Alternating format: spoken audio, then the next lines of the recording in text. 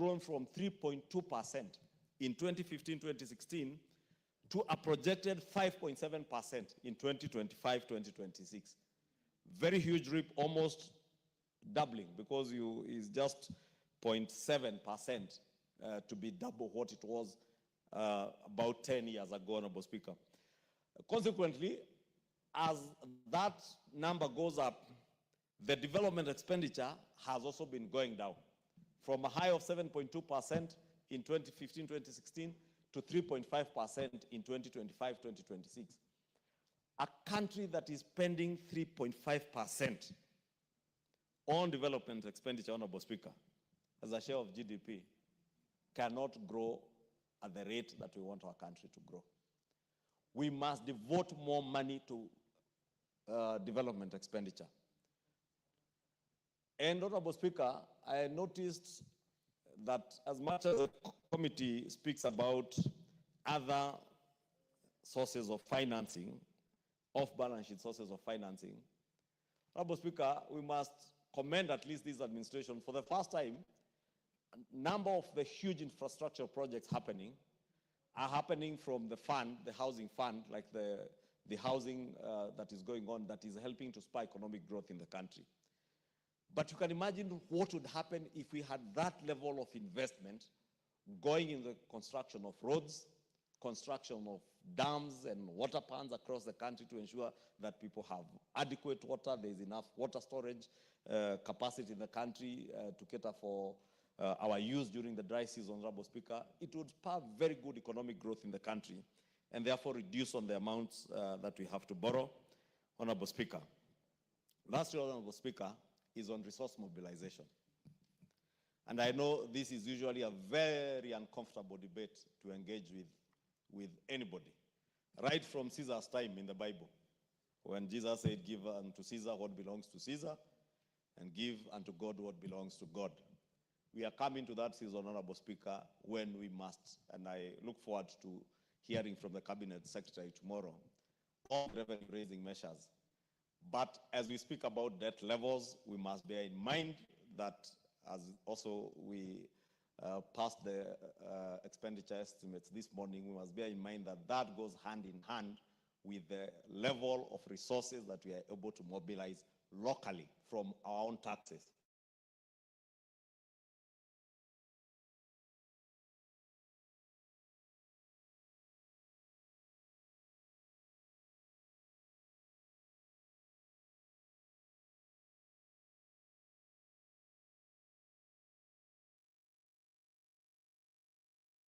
Debt borrowing or increased borrowing public coffers, or rather to finance our public expenditure.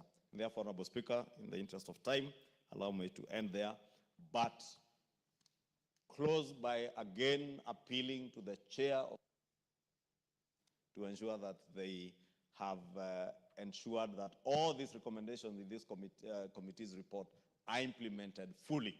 And particularly, Honorable Speaker, I have a very keen interest on that single treasury account and, of course, other issues that I have mentioned, especially around e-procurement to save on government expenditure. Thank you, Honorable Speaker.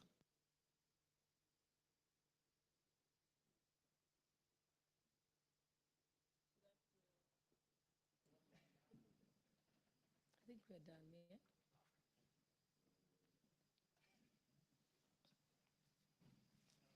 yeah? The Honorable Kainan.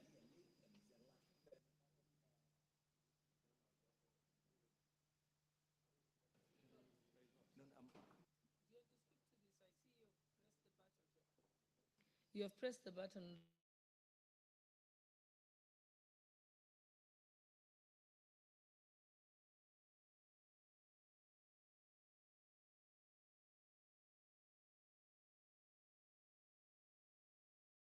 To contribute to this debate. On the onset, let me congratulate them. I am also a member.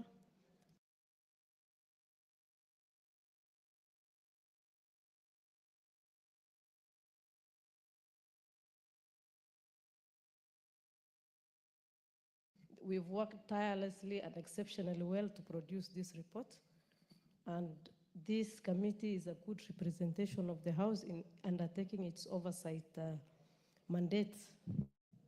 Honorable Speaker, even though the public debt service is projected at 1.9 trillion in the financial year 2025-2026, this will be the lowest debt service level over the medium term. This gives us a short-term relief that must be used wisely. We should also take this opportunity to improve how we execute the budget and redirect towards investment that grow the economy in the long term. Honorable Speaker, we've also seen a steady rise in non-discretionary spending, especially on debt service and pensions. This puts a lot of pressure on the cash flow. To ensure the budget runs smoothly, we must also improve on our cash forecasting systems and coordinate better between dates and cash management teams. This will also help us manage the short-term liquidity pressures. Honorable Speaker, there is also a serious concern that was raised that was on the wasteful spending, particularly on the commitment fees. In the first 9 months of the financial year 2024-2025, the government paid over Kenya shillings 770 million in commitment fees. We must also stop this by ensuring development partners fully disburse funds. This means we must honor our counterpart funding obligations. What happens is we usually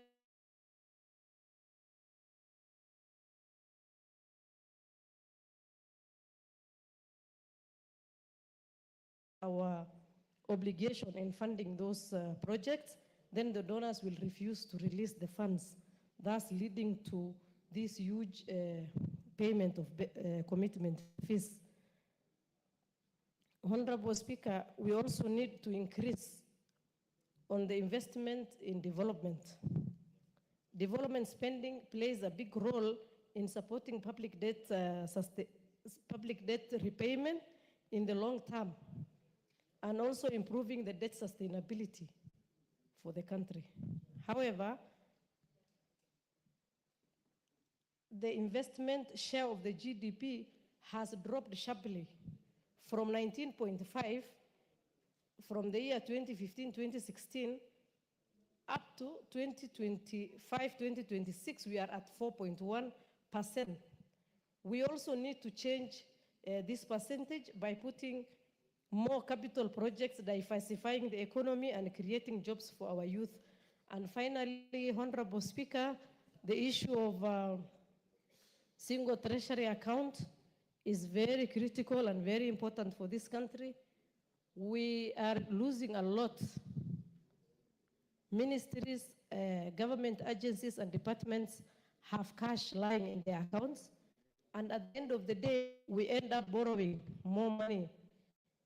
That means we also need to put a lot of pressure on Treasury to make sure that we have this single Treasury account in the long run that is going to solve all our liquidity problems and is going to solve most of our investment and development projects in this country.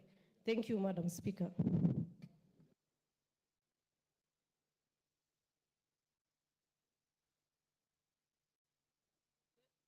Who are interested in speaking, put the intervention button.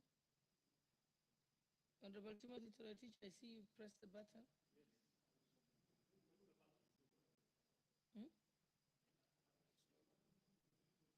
Are you ready?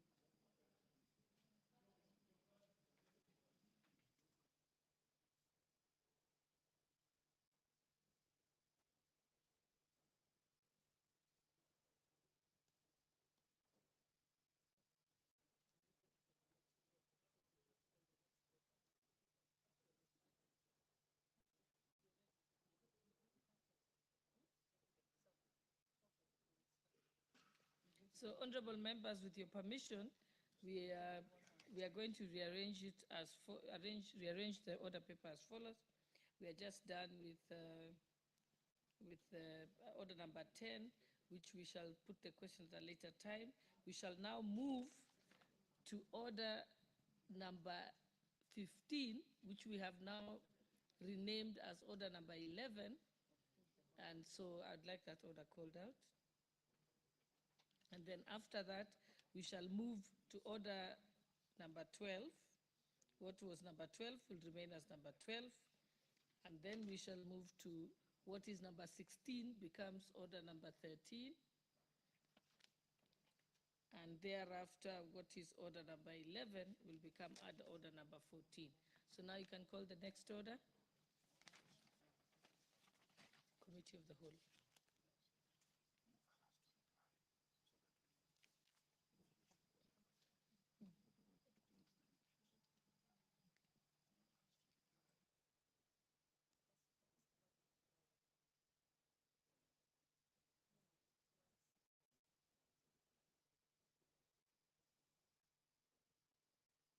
Okay, Honorable Shuria, you may reply.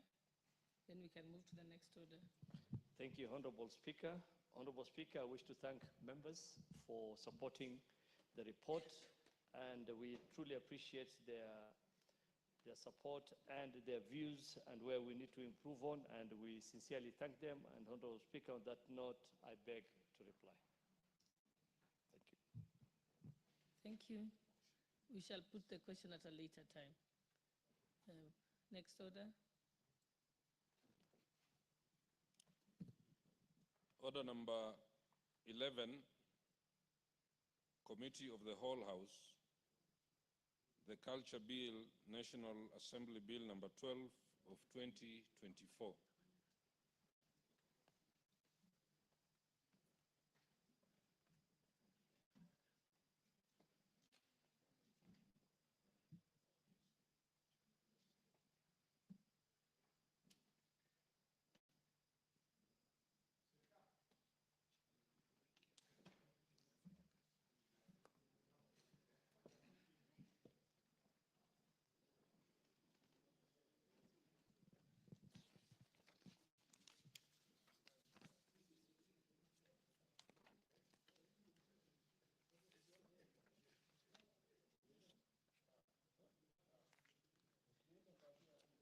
Who is the chair's box?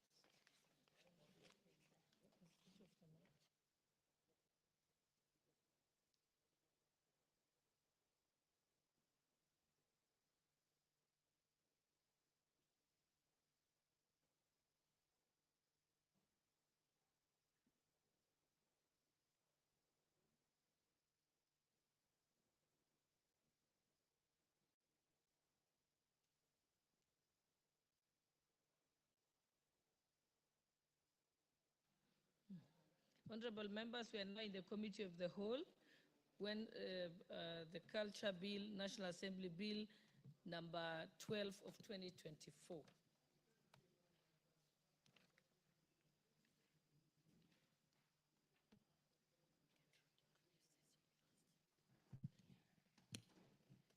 Clause 3. Chairperson. I propose the question that clause 3 be part of the bill. Move of the amendment.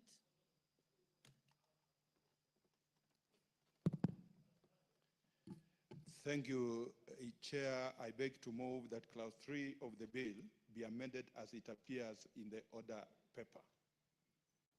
That clause 3 of the bill be amended in paragraph B by deleting the words "and cultural expression" and substituting, therefore, the words culture, culture heritage, and culture property. Honorable members, I propose that clause 3 be amended as proposed.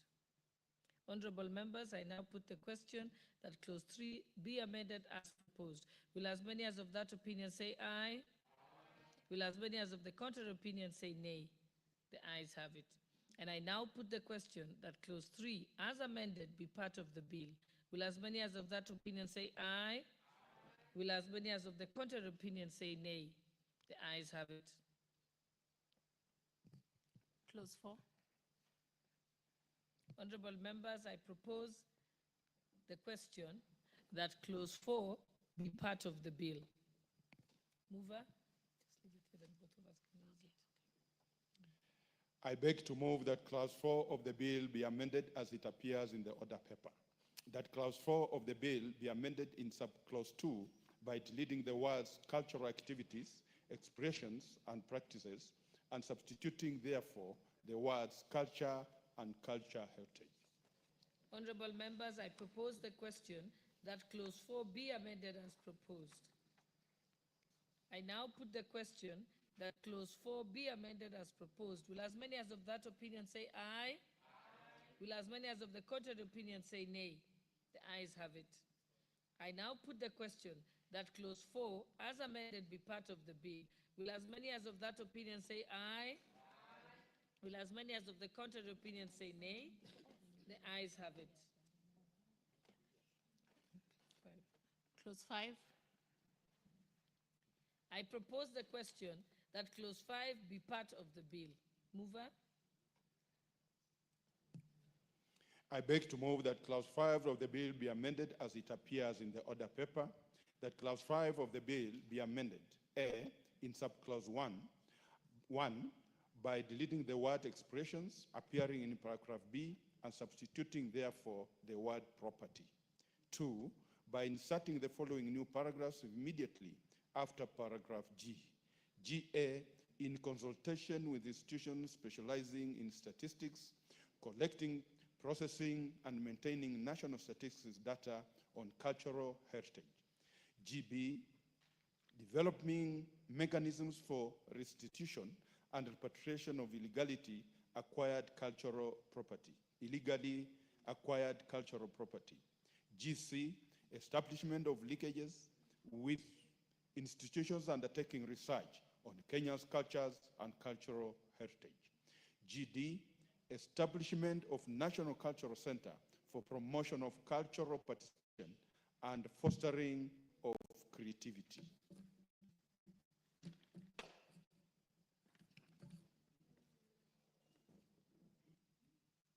I propose the question that clause 5 be amended as proposed. I now put the question that clause 5 be amended as proposed. Will as many as of that opinion say aye? Will as many as of the contrary opinion say nay? The ayes have it. I now put the question that clause 5 as amended be part of the bill. Will as many as of that opinion say aye? Will as many of the contrary opinion say nay? The ayes have it.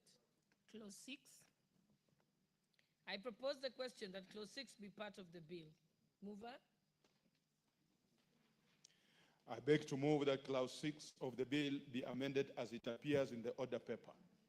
That clause 6 of the bill be amended. A, by deleting the words cultural heritage and cultural expression appearing in paragraph C and substituting, therefore, the words culture and culture heritage. B, by inserting the following new paragraphs immediately after paragraph B. BA, establishment and management of county cultural institutions. BB, in consultation with institutions specializing in statistics, collecting, processing, and maintaining county statistical data on cultural heritage. Honorable members, I propose the question that clause 6 be amended as proposed. I now put the question that clause 6 be amended as proposed. Will as many as of that opinion say aye? Will as many as of the contrary opinion say nay? The ayes have it.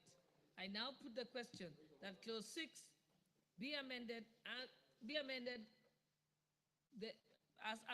be part of the bill. Will as many as of that opinion say aye? Will as many as of the contrary opinion say nay? The ayes have it. Clauses 7, 8, 9, 10, 11, and 12. So these are without amendments. I propose the question that clauses 7, 8, 9, 10, 11, and 12 be part of the bill. I now put the question that clauses 7, 8, 9, 10, 11, and 12 be part of the bill. Will as many as of that opinion say aye?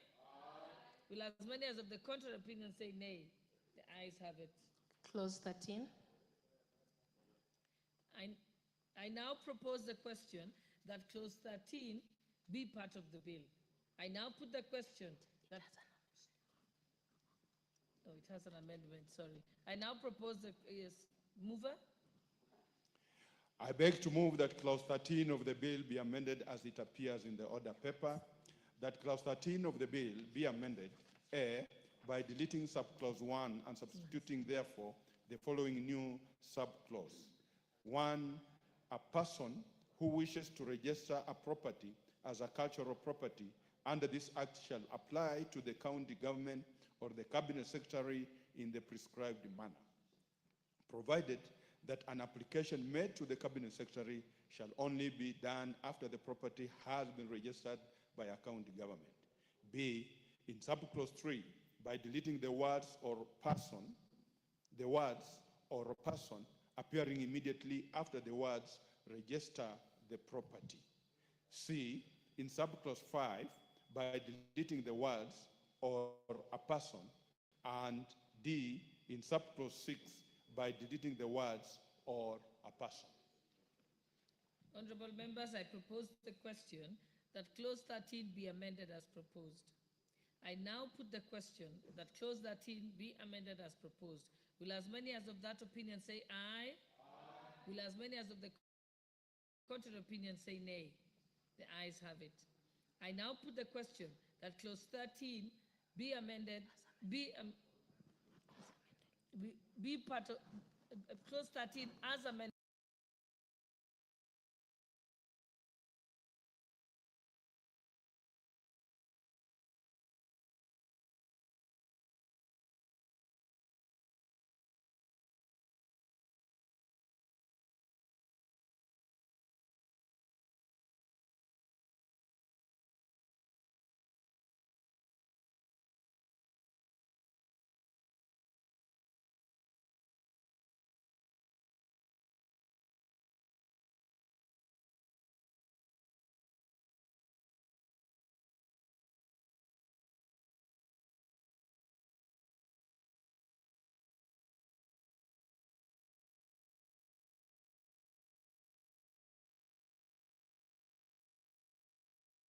Be part of the bill.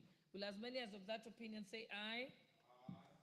Will as many as of the contrary opinion say nay?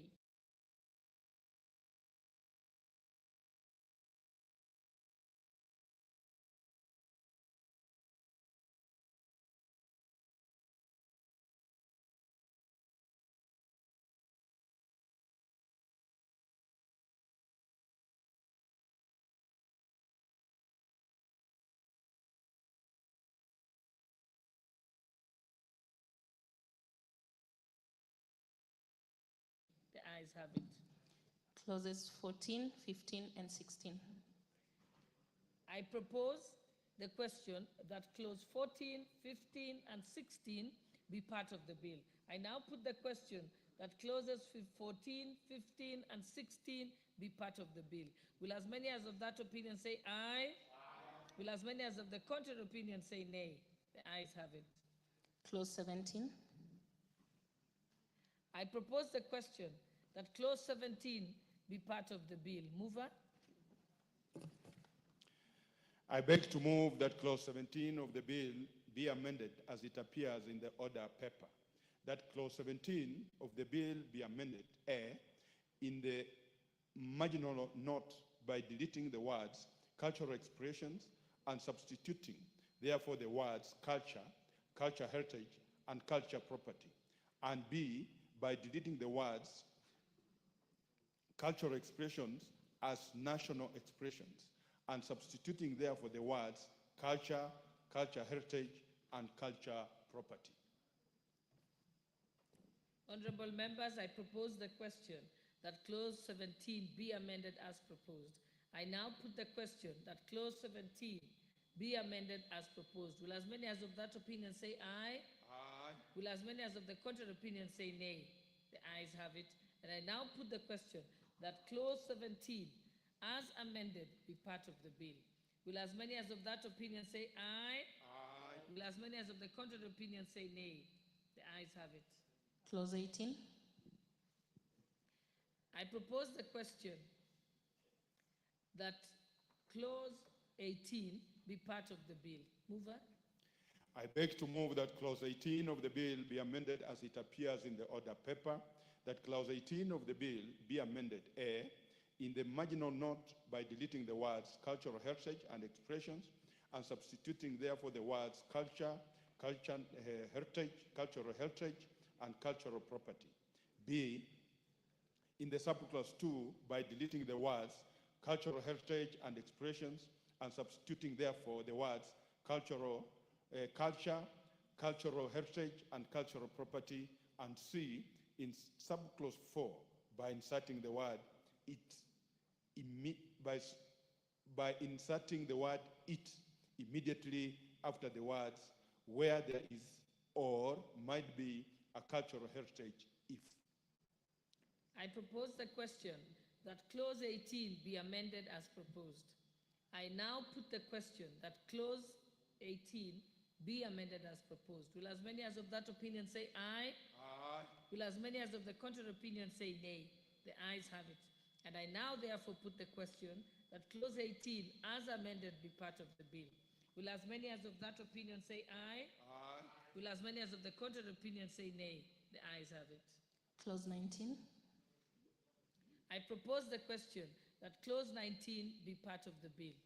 I now put the question that clause 19 be part of the bill. Will as many as of that opinion say aye? Aye. Will as many as of the contrary opinion say nay? The ayes have it. Clause 20. I now propose the question that clause 20 be part of the bill. Mover? I beg to move that clause 20 of the bill be amended as it appears in the order paper, that clause 20 of the bill be amended A, in subclause 1, I, by deleting the words a cultural expression appearing in paragraph F and substituting therefore the words cultural property. 2, by deleting paragraph H and substituting therefore the following new paragraph. H, conducts an activity or development at a cultural property or cultural heritage site without the requisite permit or license.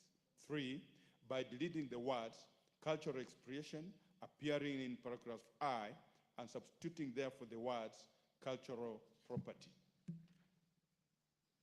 B, by deleting subclause 2 and substituting therefore the following new subclause. 2, a person who commits an offense under this section shall be liable on conviction to a fine not exceeding 1 million shillings or to imprisonment for a term not exceeding 5 years or to both. I propose the question that clause 20 be amended as proposed. I now put the question that clause 20 be amended as proposed. Will as many as of that opinion say aye? Aye. Will as many as of the contrary opinion say nay? The ayes have it. I now put the question that clause 20 as amended be part of the bill. Will as many as of that opinion say aye? Aye. Will as many as of the contrary opinion say nay? The ayes have it. Clause 21. I propose the question that clause 21 be part of the bill. I now put the question that clause 21 be part of the bill. Will as many as of that opinion say aye? Aye. Will as many of the contrary opinion say nay? The ayes have it. Clause 22. I propose the question that clause 22 be part of the bill. Mover? I beg to move that clause 22 of the bill be amended as it appears in the order paper, that clause 22 of the bill be amended by deleting the word 10 and substituting therefore the word 2. I propose the question that clause 22 be amended as proposed. I now put the question that clause 22 be amended as proposed. Will as many as of that opinion say aye? Aye. Will as many as of the contrary opinion say nay? The ayes have it. I now put the question that clause 22 as amended be part of the bill. Will as many as of that opinion say aye? Aye. Will as many as of the contrary opinion say nay? The ayes have it. Clause 23. I propose the question that clause 23 be part of the bill. I now put the question that clause 23 be part of the bill. Will as many as of that opinion say aye? Aye. Will as many as of the contrary opinion say nay? The ayes have it. Clause 24. I propose the question that clause 24 be part of the bill. Mover?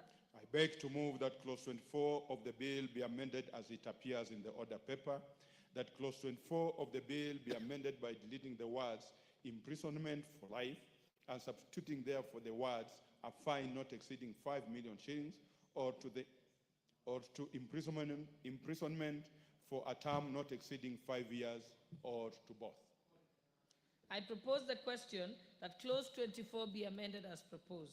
I now put the question that clause 24 be amended as proposed. Will as many as of that opinion say aye? Aye. Will as many as of the contrary opinion say nay? The ayes have it. I now put the question that clause 24 as amended be part of the bill. Will as many as of that opinion say aye? Aye. Will as many as of the contrary opinion say nay? The ayes have it. Clauses 25, 26, 27, 28, 29, 30, 31, and 32. I propose the question that clauses 25, 26, 27, 28, 29, 30, 31, and 32 be part of the bill. I now put the question that clauses 26, 25, 26, 27, 28, 29, 30, 31, and 32 be part of the bill. Will as many as of that opinion say aye? Will as many as of the contrary opinion say nay? The ayes have it. Clause 33. I now propose the question that clause 33 be part of the bill. Mover? I beg to move that clause 33 of the bill be amended as it appears in the order paper. That clause 33 of the bill be amended in subclause 2 by deleting paragraph G and substituting therefore the following new paragraph. G, prescribing the manner of interlinkage with research institutions in regard to research relating to culture. I propose the question that clause 33 be amended as proposed. I now put the question that clause 33 be amended as proposed. Will as many as of that opinion say aye? Aye. Will as many as of the contrary opinion say nay? The ayes have it. I now put the question that clause 33 as amended be part of the bill. Will as many as of that opinion say aye? Aye. Will as many as of the contrary opinion say nay? The ayes have it. Schedule.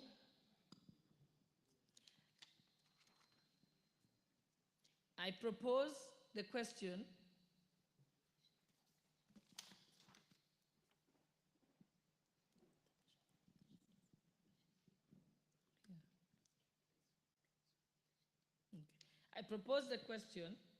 that the schedule be part of the bill.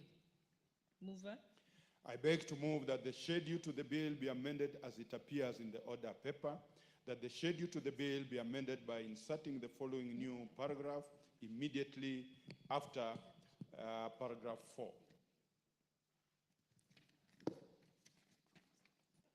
I propose the question that the schedule be amended as proposed. I now put the question that the schedule be amended as proposed. Will as many as that opinion say aye? Will as many as the contrary opinion say nay? The ayes have it. I now put the question that the schedule as amended be part of the bill. Will as many as of that opinion say aye? Will as many as of the contrary opinion say nay? The ayes have it. Clause 2. I propose the question that clause 2 be part of the bill. Mover? I beg to move that clause 2 of the bill be amended as it appears in the order paper, that clause 2 of the bill be amended in the definition of cultural property by deleting paragraph D and substituting therefore the following new paragraph. D, buildings and architectural designs. B, by deleting the definition of cultural expression. C, by deleting the definition of culture. D, in the definition of protection by deleting the word expression and substituting therefore the words cultural property. E, by inserting the following new definition in its proper alphabetic sequence. Culture means the set of distinctive spiritual, material, intellectual, and emotional features of a community or a social group, and includes the lifestyle, social interactions, value systems, traditions, beliefs, language, ideas, customs, codes, institutions, works of art, rituals, and ceremonies. I propose the question that clause 2 be amended as proposed. I now put the question that clause 2 be amended as proposed. Will as many as of that opinion say aye? Will as many as of the contrary opinion say nay? The ayes have it.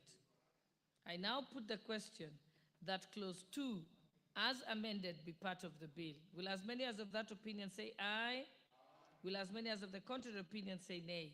The ayes have it. Title. I propose the question that the title be part of the bill.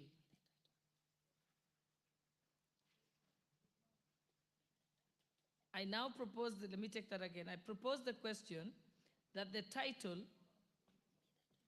be the title of the bill. I now put the question that the title be the title. Will as many as of that opinion say aye? Will as many as of the contrary opinion say nay? The ayes have it. Clause 1.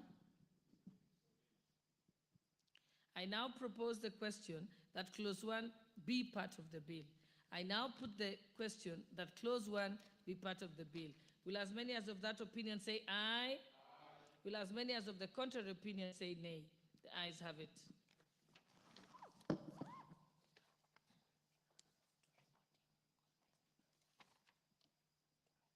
Mover to move the reporting.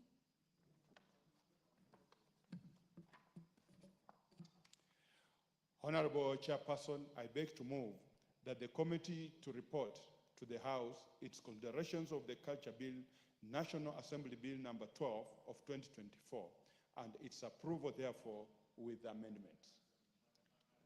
I now put the question, which is that the committee do report to the House its consideration of the Culture Bill, National Assembly Bill number 12 of 2024, and its approval thereof with amendments.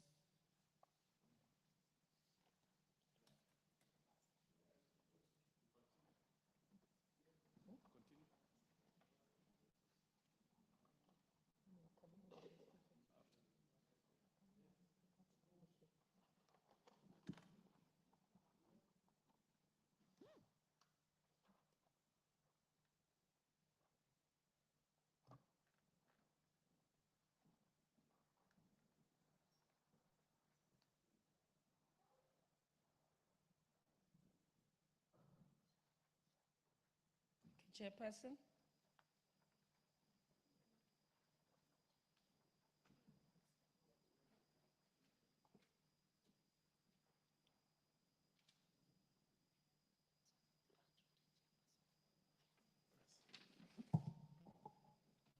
Honorable Speaker, I beg to report that the committee of the House, whole House, has considered the Culture Bill, National Assembly Bill number 12 of 2024, and approved the same with amendments. Mover? Honorable Speaker, I beg to move that the House do agree with the committee in the said report. I also request Honorable Murungara to second the motion for agreement with the report of the committee of the whole House. Thank you very much, Madam Speaker. I beg to second. Honorable members, I will propose the question, which is that the House do agree with the committee in the said report.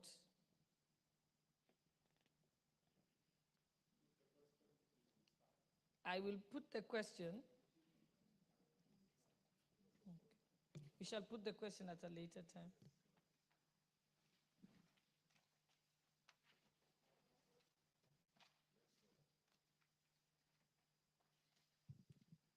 Next order.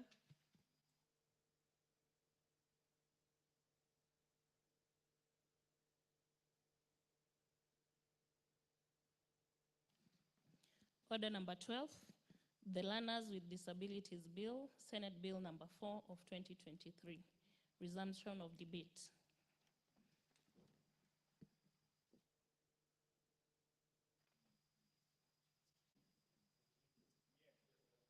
Suzanne, who was the last person? Who was the last person to speak during resumption of debate? Honorable Oundo had a balance of 4 minutes. He's not here.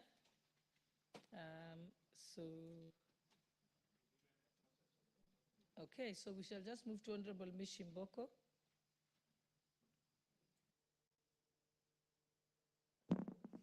Yeah, thank you, Honorable Speaker. Honorable Speaker, I stand to support the Learners with Disability Bill 2023. Honorable Speaker. Honorable Speaker, when I'm looking to this bill,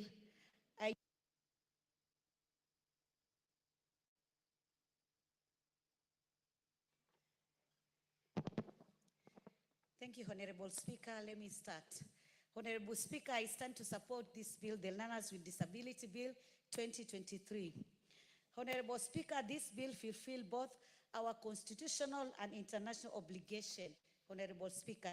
Honorable Speaker, when you look at Article 53 of the Constitution, it guarantees every child the right to free and compulsory basic education, Honorable Speaker. And again, additional to Kenya, Kenya is a signatory to part of international treaties, especially those who talk the right for persons with disability and the right to education, Honorable Speaker. And Kenya has put some sign, or rather, they have been signatory in part of the treaties, international treaties, that is, Honorable Speaker. Honorable Speaker, I'm looking to clause 5 of the bill, which guarantees learners with disability equal access to equal education. Honorable Speaker, when you are talking about equal access to quality education, we need also to ask ourselves, are we having proper infrastructure in terms of school for special needs? I'm just looking to these children who are blind, children who are dumb and deaf, children who have autism, children who suffer from spina bifida and hydrocephalus. And when you are saying that they can access education, do we have proper infrastructure? Because still in our normal school, we had put a policy whereby we need to have some units which can cater for children with disability. But Honorable Speaker, it is unfortunately that we have only few schools who have adhered to this request as per the policy, Honorable Speaker, making it very, very difficult for our children with disability to access education, Honorable Speaker. Honorable Speaker, we need to know which are these barriers which hinder these children to access education. And when we have so, and they become a challenge, we need to look for solutions to ensure that it is true and they really actualize their dreams in terms of education, Honorable Speaker. Honorable Speaker, I'm looking at clause 6 and 7, which clarify the shared responsibility. And this responsibility, Honorable Speaker, is between the parents and the government. Honorable Mishi, yes. Order. Huh? Honorable Mishi, I like the contributions you're making. This is a very unique bill. May I get your views on clause 5, which you are just keeping, 5G? Yeah, clause 5 of the bill guarantees learners with disability equal access to equal education. Yeah, it means we need to ensure that those barriers which hinder our children or other persons with disability to access education, we need to have solutions as a country and as a government. That is what I said, Honorable Speaker. I get you, Honorable Mili. And Honorable Kajwang, do you have this bill? This provision, Honorable Mishi is speaking to, is very important. Yeah. There is clause 5G, you could look at it. But Honorable Mili, Mishi, the concern I'm raising is that if these are learners with disability, I know what the bill is intending. But when you say they shall be accorded equal treatment with other learners who possibly do not have disability, won't you be entrenching the discrimination? I don't understand. Maybe you didn't get my point. Yeah, because when you say that they need to have equal access to quality education, equal access to quality education, For them even to have that quality education, they need also to have proper infrastructure.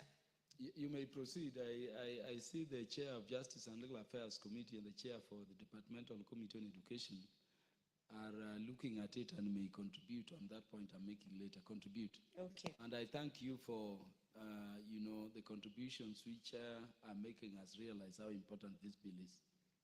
Yeah. You may proceed. The minutes we have taken during your intervention are added to your time. Okay. And also we need to say that these learners with disability, they should not be denied admission and rather participation due to their disability. Because we have seen in some community that person with disability are being denied access to admission maybe because maybe there are no units in those schools for special needs children, or rather there's no proper infrastructure in terms of school which cater for those needs special children. Honorable Speaker, I'm talking about clause 6 and clause 7, which talked about shared responsibility, and that is of parents and government. Well, the government will ensure there is proper infrastructure, maybe there is a supply of equipment, and maybe learning aids like the Braille, those for the deaf. The parents should ensure that they take responsibility to enroll their children to school so that they can access education. And failure to that, maybe going in future, we need to get some regulation or rather some laws to ensure that any parents who deny a child not to access education due to his or her disability, there's something which is going to be done so that at least all of those children or persons with disability can have access to education. Honorable Speaker, clause 9 through 14 strengthen the management and governance of special needs education institutions.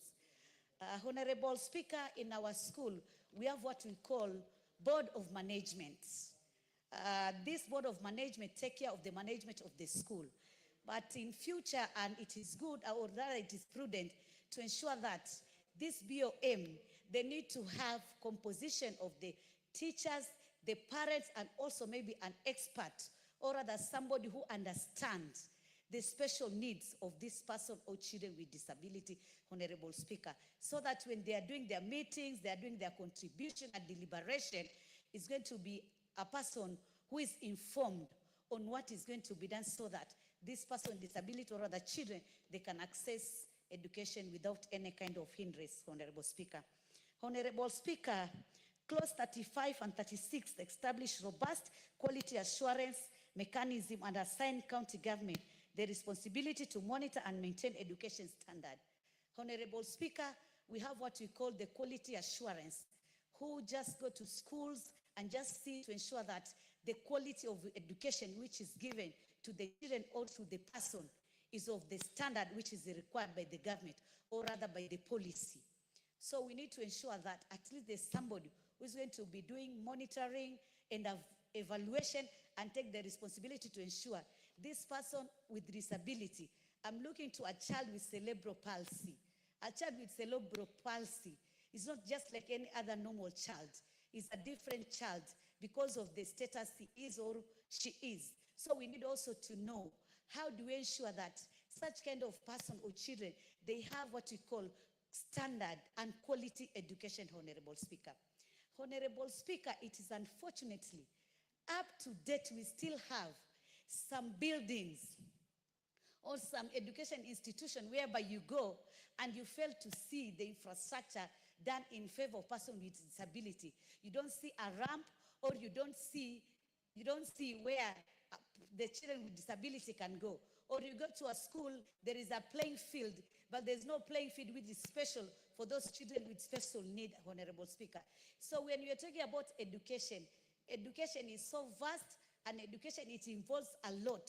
So going in future, we need also to ensure that when we want this children or this person to realize their dreams in terms of education, we need to ensure all the factors which are necessary and which are key to ensure that all those challenges which affected or have been affecting these children historically, then we have some solution in them. And going forward, even when we are doing our budgeting, we need also to ensure that what are we putting? Where do we add? Like now, I've seen that in terms of social protection, we have added some money for transfer for those persons with disability, for the orphans and other vulnerable groups. So, Honorable Speaker, I think as a way forward, we need to know as a country that we are really putting some priority in those areas which will ensure that the persons or children with disability can access education without any kind of discrimination, without being isolated, or without being hindered or rather denied admission to schools or rather to universities and other training colleges. I thank you, Honorable Speaker.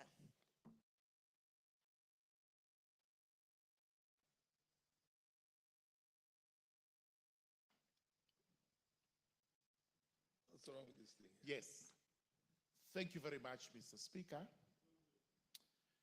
Mr. Speaker, I rise to support this very important bill that has emanated from the Senate. And I must commend the Senate.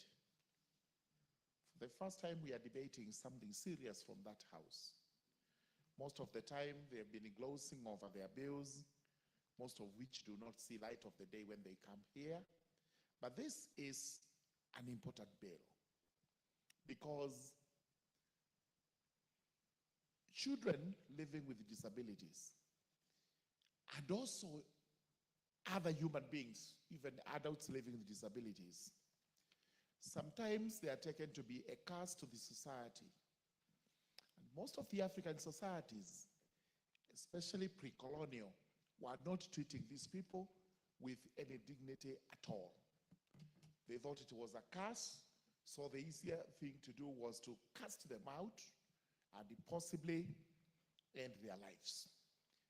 We have moved from that today to embracing these people who are differently enabled.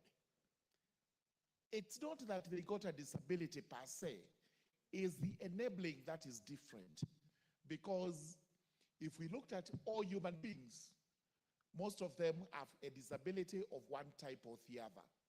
It's only that some are not pronounced, some are not visible, and some of them we do not want to talk about, but they are disabilities. I always look upon Honorable Sankok, David Sankok. He's a member of YALA, who is a person who has lived with disability since he was a young boy. He took it with a stride, and he has made every possible good thing out of it because he's taken it as an advantage and not a disadvantage. Because differently, people enabled differently have advantages which they can exploit to make their lives better. Therefore, today, as we debate how we should educate our children with disabilities, we must look upon this with our two eyes and consider it very important that these children do get an education as equal as any other child whom we treat as a normal child. The bill is very important.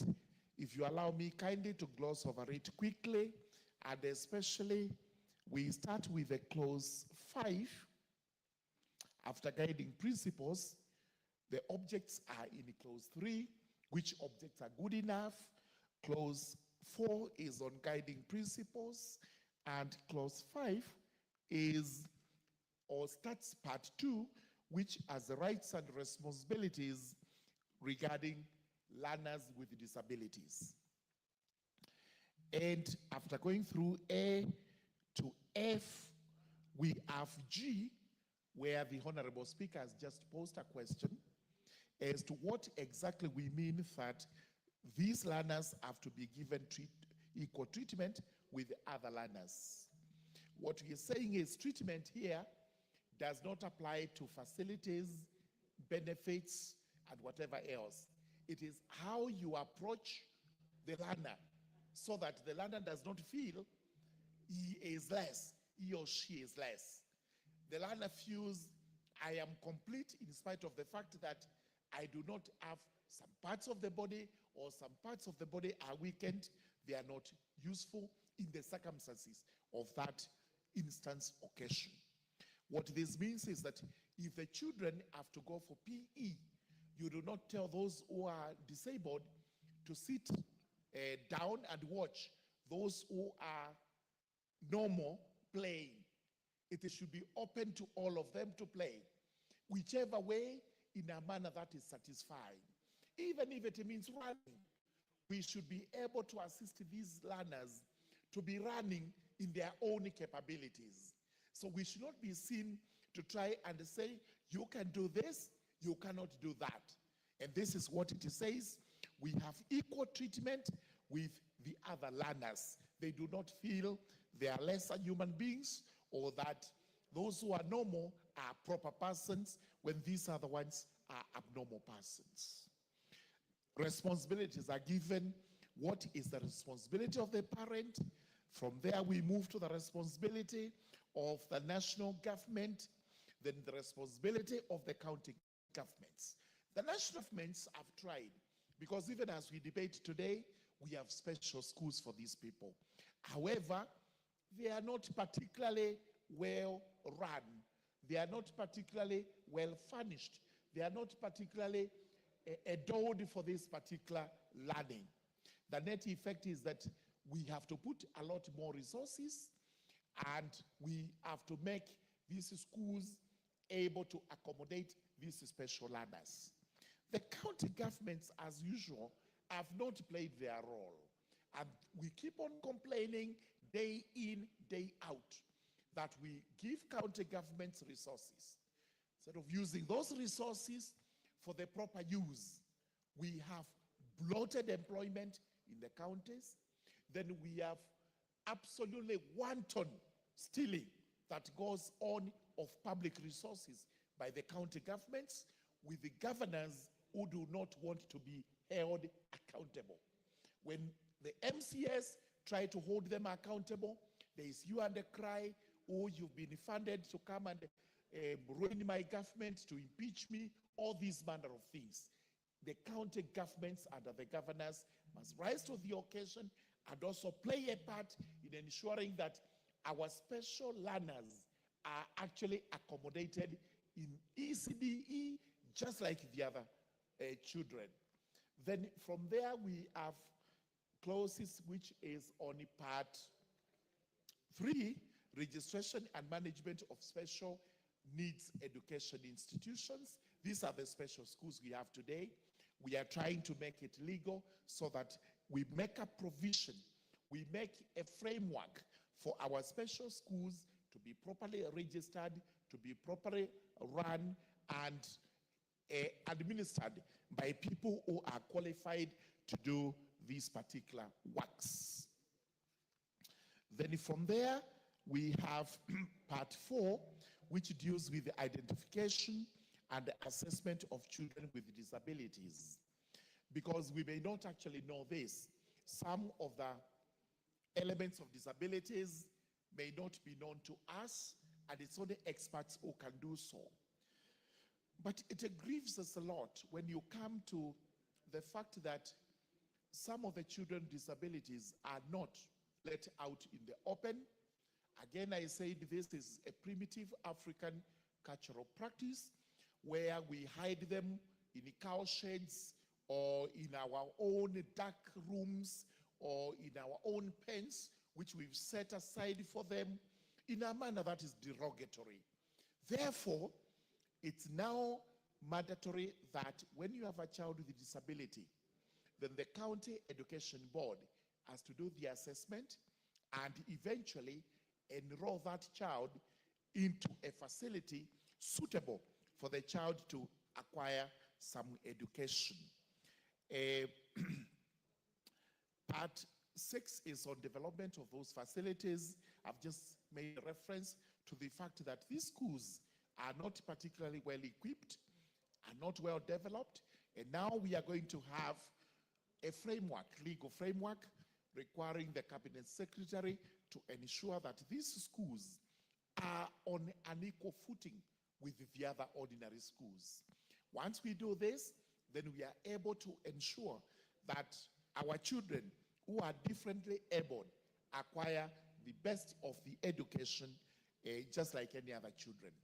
But pointedly, which is very important, is that we have seen people who live with disabilities and who get a quality education working very well for this country, and those are the people we should be emulating when the time comes for us to deal with the education of this particular group of persons. So with those remarks, Mr. Speaker, sir, I beg to support. Thank you.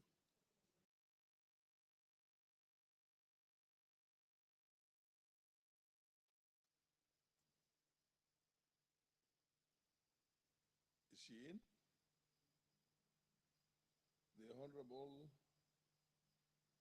it doesn't seem to be much more interest than. Okay, the Honorable Peter George Kaluma.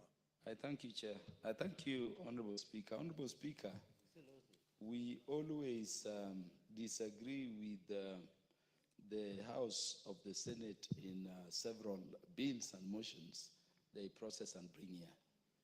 For the first time this year, Honorable Speaker, I wanted to congratulate the Senate for coming up with this bill. Honorable Speaker, until you see a person who was able to suffer disability in the course of their lives, you will not appreciate such a bill. Honorable Speaker, in the 11th Parliament, we had the MP for Migori County, the Honorable Denita Gatti. And Denita was very agile here. When she suffered a road accident, and then there was another road accident, and suffered disability, was treated. A person who was very agile came back before us here on a wheelchair, Honorable Speaker. I had even difficulties approaching her. But what she told me is that we who are enabled differently by God take a lot for granted. She told me she never knew a time would come when even just going to a restroom, you have to first resolve in your mind whether it should be another person helping you. She told me she never knew that even dressing her clothes, number one, the clothes have to change. Number two, it takes another person to assist you. So this is very important. Soon thereafter, Honorable Speaker, my own personal assistant was a guy who was more intelligent than me. Honorable Kajwang was telling you, a guy called Honorable Mr. Kakachi. And I took a guy who had done masters in economics as my personal assistant. Suffered an accident on Limuru Road here. And in that accident, his entire right arm went. And when I saw even something like signing a check, the gentleman had to learn afresh using the left hand. All the documents have to change. The life has to change from a person who was helping others to helping. Then I realized, Honorable Speaker, that it is important we think about these people. I'm one MP who hosts the only school, I think, in the entire of Southern Nyanza, including the Kisii area and I think part of Bomet, who are enabled differently intellectually. And Honorable Speaker, when you see the situation, sometimes we talk about their issue, even the release of their capitation here. I can tell you we should focus more on their situation than other children who are enabled differently. Honorable Speaker, when there is no water, you don't know what to do with the children in Uganda Special School in my constituency. And sometimes the principal has to call me when there is delay, saying, can you even send some money we get a Bowser from Homa Bay Town to get water to the school? Because of their situation, others are autistic, others are intellectually, gifted in different ways. We are being careful on language. It's a difficult situation. You allow them to go into a river, they will drown. And then they need water a lot. We had to reach a level, Honorable Speaker, of getting some Japanese, actually the embassy in Japan here, for us enough dormitories, and to create for us infrastructure that can help, these children enter and also, study and become. And let me tell you, and I'm addressing this to the chair of the committee, when you go there on their education day and you see how innovative they are, I can tell you the bedside carpets I use, the beads used in my house are processed, but very beautiful things. Look at the bangles, the innovativeness, when they are trained to be able, like other people, to live on their own.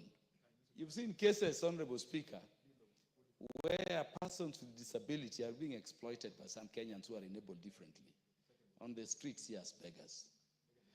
By investing in the learning and scaling of persons with disability, we remove such abuses. I'm very happy, Honorable Speaker, therefore, with this bill coming from the Senate, and I think it is a good intervention because it is going to vulnerable section of our society whom we should be taking care of. But I wanted to urge that this is important because when we are supplying resources to these institutions, we are being alerted that you must always have those resources in time. Honorable Speaker, I've spoken to the absence of water in these institutions at times. What of chair education where there is no capitation and therefore they don't have, food? And remember, sometimes people just drop them there, people who are not even related to them. And sometimes these schools, having learners with various disabilities, are just used the manner we used to use them in the traditional sense of somewhere you drop people and you forget about them. The difficulty the principals go through is very, very, very dehumanizing. And so I agree with this bill that for once, the infrastructure accommodating persons with disability will be adequate, that the training and the skilling will be relevant to make them have a meaningful life beyond being, people who can be neglected. And I know, Honorable Speaker, we are coming from old tradition. When you are born with any form of disability, if I may be allowed to use that word, you are somebody who was deemed to have, been cast.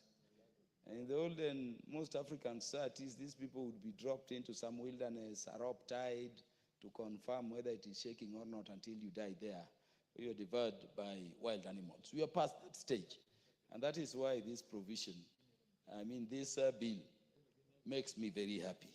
So the provisions here will ensure that we have adequate, accessible infrastructure.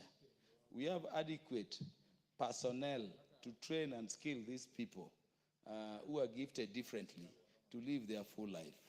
That we have the facilities and an environment where they can also enjoy their right to education. That is a right secured very firmly for them under both Article 53, if they are children, Honorable Speaker, and Article 45, the right to free and compulsory basic education. The fact that they are enabled differently does not mean they forgo those rights, not an exception in our Bill of Rights. And so this is good. And so I support this bill, Honorable Speaker, but I will, at the appropriate time, be urging that we review some of these provisions by way of constructive amendments to make them not vague, to make them more direct, to make them more assertive in terms of the rights we are talking about. For instance, Honorable Speaker, when in clause 5 we say the objects of this act, and then you go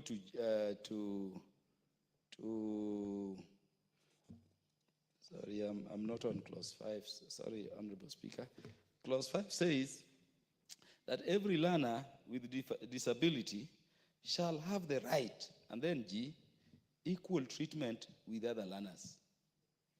The intent is good, and on the face of it, it is very good. But which learners? We are creating this provision so that we can discriminate positively for these learners with disability. So when you say they have a right to equal treatment with other learners. What are you talking about? They cannot be treated like the other learners who are enabled differently. You must, in a way, give them a treatment that is over and above, and that accords with the fact that they are enabled differently. And so the intention in a provision like that, Honorable Speaker, is very good. But when we read it keenly, it may be interpreted vaguely by the implementers in a manner that denies this right we are seeking to assert through this amendment. And those, I think, Honorable Speaker, the House will grant us leave, which we crave, to clarify. Honorable Speaker, when you look at Clause 6, as I end because I'm seeing light, responsibility of parents. These are specific to learners with disability. But I will be looking more keenly as we go to the committee of the whole House on this important bill, provisions of Article 53, Sub-Article 3 of the Constitution. The duty, the responsibility of every parent to be responsible to every child of theirs, whether they are married or not. So that we don't have parents who believe these institutions for learners with disabilities are dropping zone to enable them shirk their responsibility. The parents must continue their duties, and if there are gaps in these good provisions that are prescribed in the Constitution, we will explicitly reiterate them here for the sake of this category. Great. Honorable Mary, you know that's the thing, but there is one Jared Okello. Honorable Speaker, I thank you very much for the opportunity, and I also want to join my colleagues in supporting this most progressive bill that has come from the Senate on the learners with disabilities bill. Honorable Speaker, it should not be lost on us that these are our children, they are our brothers and sisters, they are our relatives, they are our friends, and we are connected with them in various ways. And therefore, they are just as normal human beings with functioning organs, just like any other person, Honorable Speaker. As is commonly said, they are abled but differently from what would be the norm. Honorable Speaker, I remember when we were in school, and in primary school, some of our colleagues or fellow pupils in school were abled differently. Now, it was such a time that they were not given any preferential treatment at all. Honorable Speaker, you do understand that we have adopted a system where children report so early in school, distorting their sleeping patterns. We could report to school at 5 in the morning and leave school at 7 in the evening. And people were treated so equally that if you reported to school later than 5, you were subjected to lots of strokes of the cane, Honorable Speaker, as a punishment. And even those who were able differently were not escaping the wrath of teachers, just because teachers do not understand the challenges that they have to access schools and to be able to undertake their lessons just like everybody else, Honorable Speaker. And this is something that we have to relook into as a country, Honorable Speaker. If you go to America, schools begin at 7:30 in the morning, whether it is primary or secondary schools, and they are done at 2:30. And every activity beyond 2:30 is an extracurricular activity, where they play, they do sports, and any other recreational activity, and not the core curriculum, Honorable Speaker. Now, this craziness that we have in Africa, that you take a whole day learning, like book learning, Honorable Speaker, and therefore we channel out people who are book smart but do not know how to interact with the community, Honorable Speaker. This is something that we have to step back and relook into, because life is not just about academics.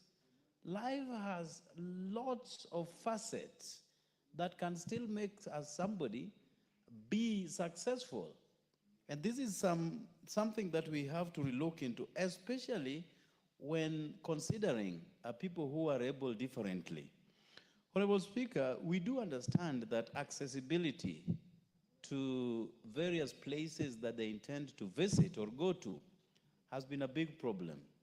Even in our schools, you still go to many schools where children are able differently without ramps. They have, in other places, as part of the laws, that ramps must be provided for. All the buildings must be fitted with equipment and other facilities that are proactive to people who are able differently, Honorable Speaker. This is something that we must as a country also emulate. If you go to developed countries and people board buses, they have those buses lowering themselves. I don't know how it works, but they will come further down when stopped so that everybody can get in, including those with bikes that are meant for people with disabilities. And then the bus will lift itself and continue with the journey. These are things that we need to embrace as a community, because disability is not unique to a particular country. It is humankind, and it transcends nations, Honorable Speaker. We need to have reclining seats for those who are able differently, so that a level of comfort can be provided to them, Honorable Speaker.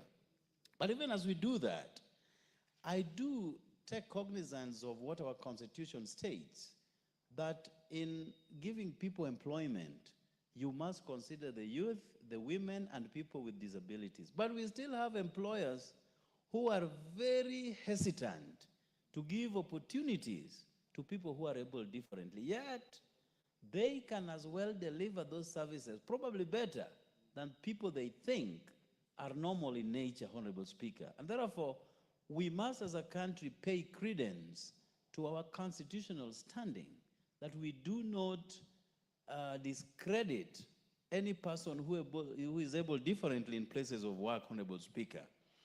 It has to be the norm to provide interpretation of sign language, Honorable Speaker. You have people who do not hear, they're deaf, in a crowd, and people are speaking and they are present, but no one bothers about them.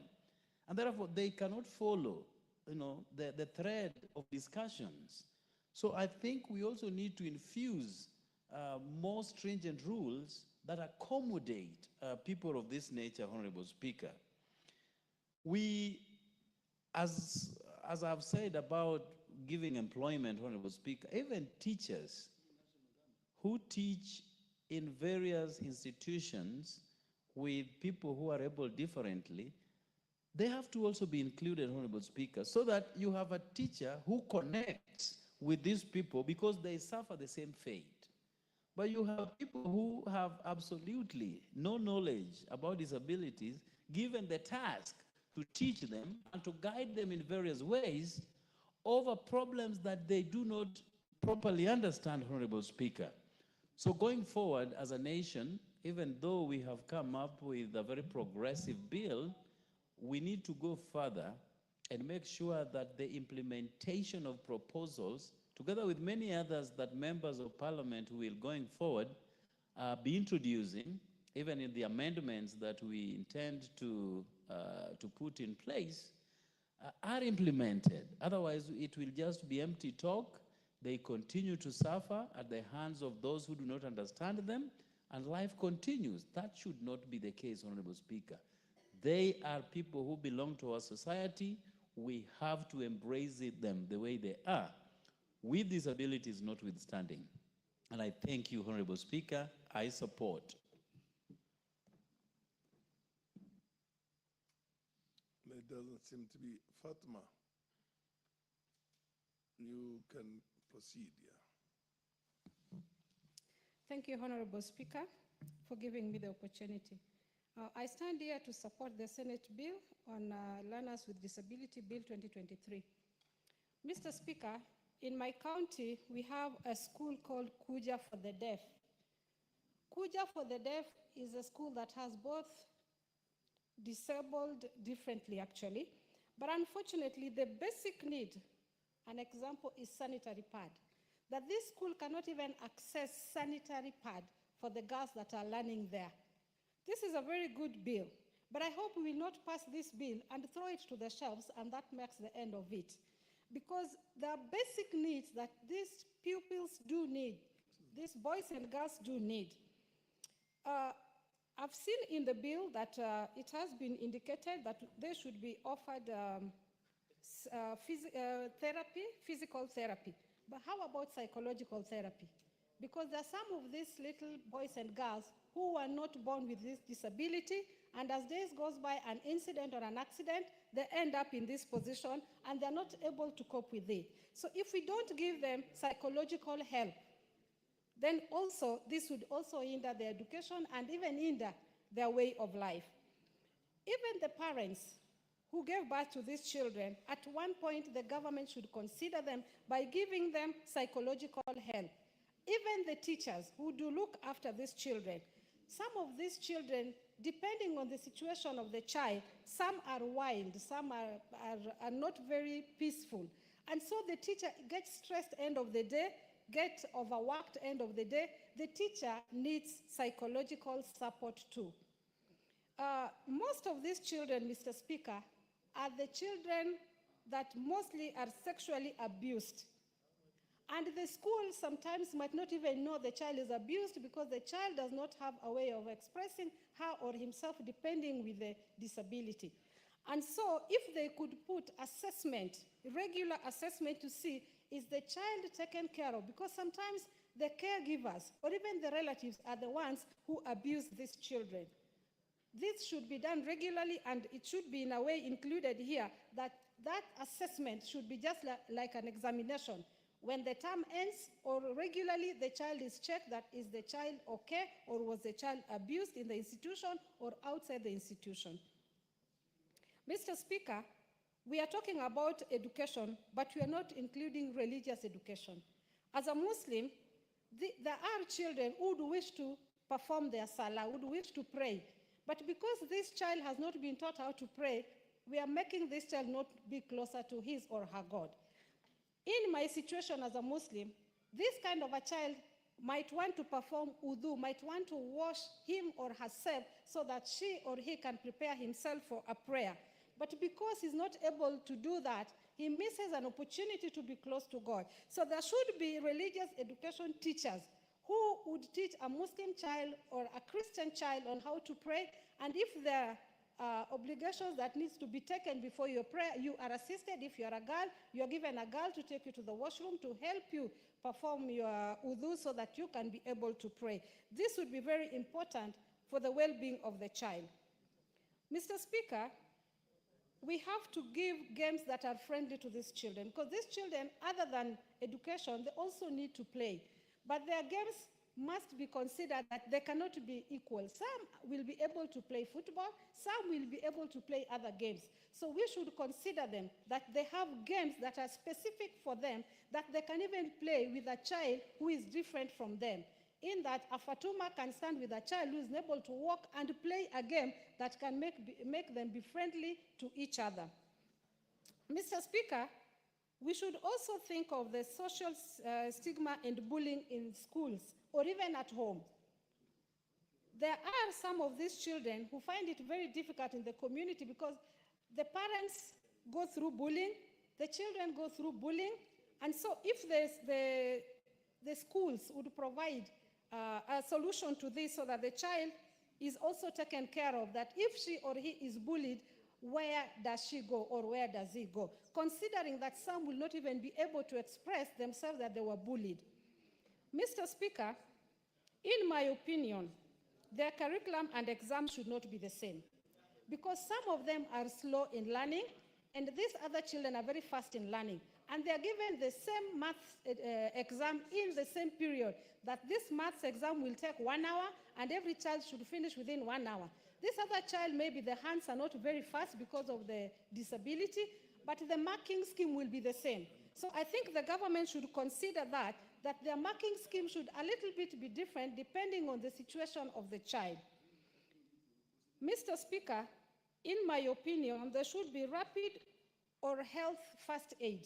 Some of them would fall sick in school. A normal child would be able to go to the teacher and say, I have a headache or a running stomach.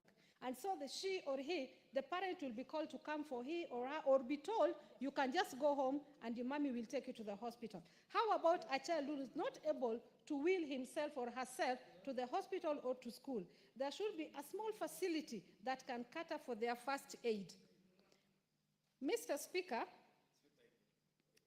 paragraph 17 has spoken about responsibility of Special Needs Education Advisory Board to establish and maintain a register of special service providers qualified to provide services to learners with disability. Where does this leave the parent? Because there are so many parents who hide their children so that they are not seen, believing that maybe it's a problem within the family or the community, and so you hide your children at home. So the education officer who wants to take record of the children in the county or in the country or in the constituency or in the community who are disabled, these officers are not able to know how many households have children living with disability. So there should be very strict adherence to this rule, that if you are found hiding your child and not reporting that you have a child with this condition, then you should be taken to court and jailed, because you are denying this child an opportunity to get education, an opportunity to interact with other children, an opportunity to live, an opportunity to get all what other children are getting. So parents should be the government should be very strict on parents, that if you don't give notification of such a child, whether at birth or later, an accident or an incident, then you will be charged in court and jailed, or whatever way that it will happen, but they should be held responsible if they happen to hide their children. I stand here to confirm that I do support this bill. It's a good bill, and I congratulate Senate for bringing such a good bill. May Allah bless all these children and their parents who are not able to live the way other children are living. Thank you. Fatma Masito. Is that County Rep for Kwale? Thank you, Mr. Speaker. Mimi pia nitoe ushuhuda wangu juu ya sheria hii ambayo imepitishwa na bunge la Seneti. Mheshimiwa Speaker, sheria hii ni nzuri sana na itaweza kudhibiti wale watoto ambao wametoka katika jamii maskini, ambao hawapati fursa ya kupelekwa shule kwa sababu ya maisha ya uchochole. Na serikali yetu huwa haitilii maanani watoto kama hawa. Mheshimiwa Speaker, mtoto ambaye ana ile hali tunaita ulemavu au uwezo maalum, watoto hawa kwa kusema ukweli hakuna kitu wanashindwa, wanaweza, lakini ni vile tu wana ule uwezo maalum tofauti na mtu mwingine. Mheshimiwa Speaker, sheria hii inalenga watoto hawa kuweza kupata elimu kama mtoto mwingine, waweze kwenda shule zile za kwanza, na pia shule za upili, na pia shule zile za university waweze kusoma, na pia elimu yao, Mheshimiwa Speaker, iwe bure. Hili ni jambo la kutia moyo sana.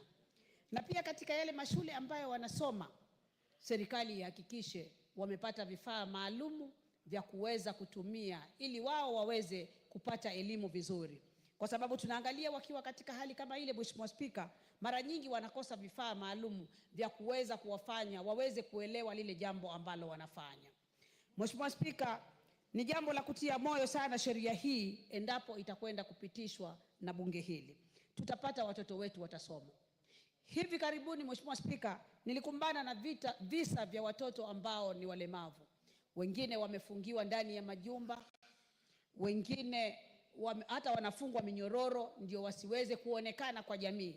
Lakini Mheshimiwa Spika, kama serikali tutadhibiti, tuwe na sheria maalum ya watoto hawa kuweza kupata elimu nzuri, kila mzazi atajitokeza kuweza kuhakikisha mtoto wake ameweza kupata elimu bora na si bora elimu. Mheshimiwa Spika, Mheshimiwa Spika, jambo hili ni jambo ambalo limevunja moyo wazazi wengi kule mashinani. Wanaona watoto wale wenye ulemavu ni kama laana fulani kutoka kwa jamii, lakini si laana, isipokuwa ni uwezo maalum. Sisi Waislamu tunaamini ni maumbile na pia ni uwezo wa Mwenyezi Mungu. Yule aliyekutoa wewe mzima ndio aliyomtoa yule akawa na mapungufu kiasi, lakini hatutaki kusema ni mapungufu kwa sababu ni mpango wa Mwenyezi Mungu. Mheshimiwa Spika, pia sheria hii inaashiria kuwa counties au serikali za wilaya pamoja na serikali za kitaifa ziweze kushirikiana kwa pamoja kuweza kuhakikisha jambo hili litaweza kufanyika. Mheshimiwa Spika, kwa njia nzuri. Mheshimiwa Spika, nikomee hapo na niseme mimi naunga mkono sheria hii ambayo imeletwa kutoka kwa bunge la Seneti. Asante sana Mheshimiwa Spika. Kwa vile sioni mheshimiwa mwingine ambaye anataka kuchangia, nitamwalika mwenyekiti komiti ya elimu afanye kujibu. Ama the right of reply. The reply. Thank you. Reply. Thank you, Honorable Speaker. Honorable Speaker, I rise to reply, and I want first of all to thank the members. The members have spoken it out, that this is a very important bill. And I want to say that this bill first originated in this House in the last Parliament. It lapsed when Parliament went on recess or sine-die, and finally it has resurfaced in the Senate. I want to say that this is a very important bill. It's a bill that is actually trying to enable the disabled or children who are enabled differently to undergo their education with less difficulties. Honorable Speaker, you'll realize that this bill, apart from trying to cure infrastructural problems in schools, learning challenges that learners who are enabled differently go through, this bill is trying to make education of the disabled or children who are enabled differently be seamless, be very smooth, and to have less issues. It goes on to address even learning centers where the young, those who are what we call the daycare. Various forms of disabilities are with our children. And these children, they are our brothers, they are our sisters, they are our children in our homes. It looks at all manner of disabilities amongst children. And I want to thank members because they even contributed and made proposals on how to make this bill even better, to ensure that learners across this country are actually assisted and be able to go through their education to the problem. Honorable Speaker, learners with disabilities or people who are enabled differently, if you look historically, the founder of what we call the Braille writing, Helen Keller. Helen Keller was an individual who in 1880s was born deaf and blind. But she went on to have a lot of innovations across. Albert Einstein and many others did a lot of contribution despite some of the disabilities they had. So the fact that this is a bill that is going to encourage families, fathers, who have children and they try to hide them just because they think it's a stigma, it is a curse. It isn't. These are people, if well taken care of, can be able to come and transform this world a lot. Thomas Edison is a very good example who had a lot of difficulties. He even went to school and learned how to write after 5-6 years of age. So, Honorable Speaker, this is a wake-up call to parents, to schools, to institutions, telling them that any learner who is enabled differently is as potential and as an individual who can be able to change this society. Honorable Speaker, I want to thank this House. In the current bill, in the current budget, the Ministry of Education has voted a lot of resources on learners disabilities and many others.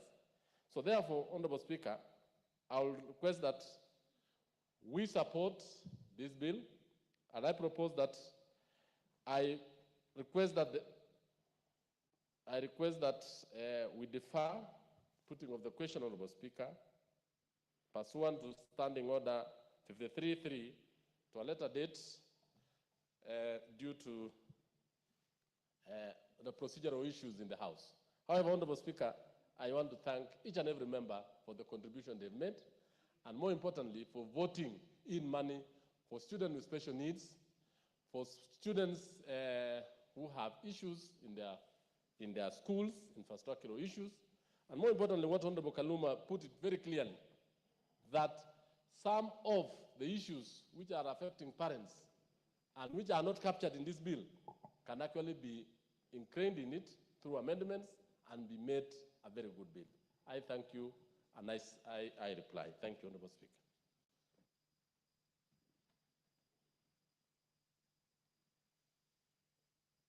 Honorable members, you have been previously communicated on the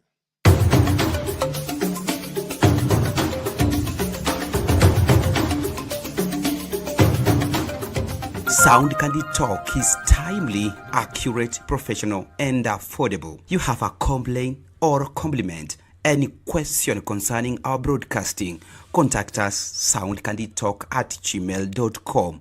We are on Facebook, YouTube, TikTok, and X at Sound Candy Talk.